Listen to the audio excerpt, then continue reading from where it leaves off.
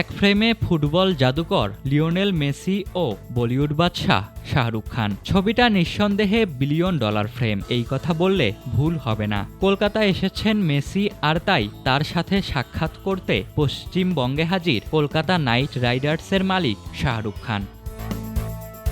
শুধু যে কলকাতা মালিক উপস্থিত হয়েছেন এমনটা নয়, মেসির সঙ্গে দেখা গেল আইপিএলের আরেক ফ্র্যাঞ্চাইজি মালিককেও। তিনি লখনৌ সুপার জায়ান্টসের মালিক সঞ্জীব গোয়েনকার। মেসির সঙ্গে ছবি তুলে ইনস্টাগ্রামে তিনি লিখেছেন, লিওনেল মেসি সর্বকালের সেরা, এই মুহূর্তের সাক্ষী হতে পারা অনেক সৌভাগ্যের। আইপিএল মালিকের এই পোস্ট মুহূর্তেই ভাইরাল হয়ে যায় ক্রিকেট মহলে।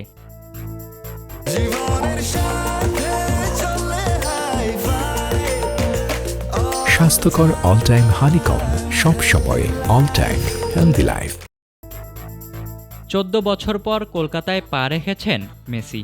শুক্রবার গভীর রাতে পৌঁছান তিনি, আর শনিবার ভোরে ছোট ছেলে আব্রাহামকে নিয়ে সেখানে হাজির হন শাহরুখ। হাসিমুখেই কলকাতা মালিকের দিকে হাত বাড়িয়ে দেন মেসি, কাছে টেনে নেন আব্রাহামকেও। কুশল বিনিময়ের পর স্মরণীয় সেই ছবি তোলা হয়।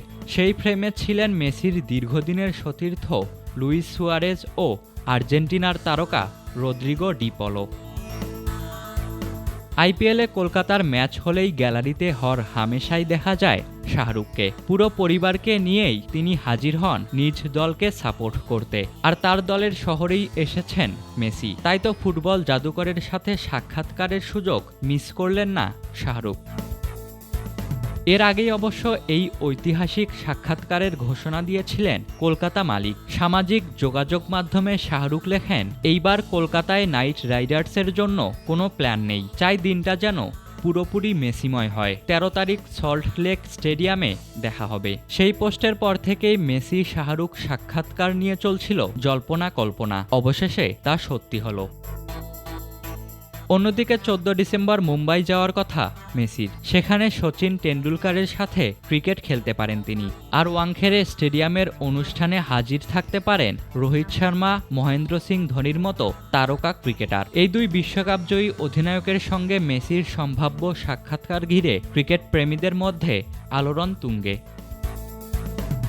মেসির ভারত সফরের নাম দেয়া হয়েছে গোট ট্যুর অফ ইন্ডিয়া, আর যেখানে ফুটবলের রাজা হয়েও ভারত সফরে তিনি যেন ক্রিকেটের মঞ্চেই সবচেয়ে বেশি আলো কেড়ে নিচ্ছেন। ইশতিয়াক মাহিন, ক্রিক ফ্রেঞ্জি।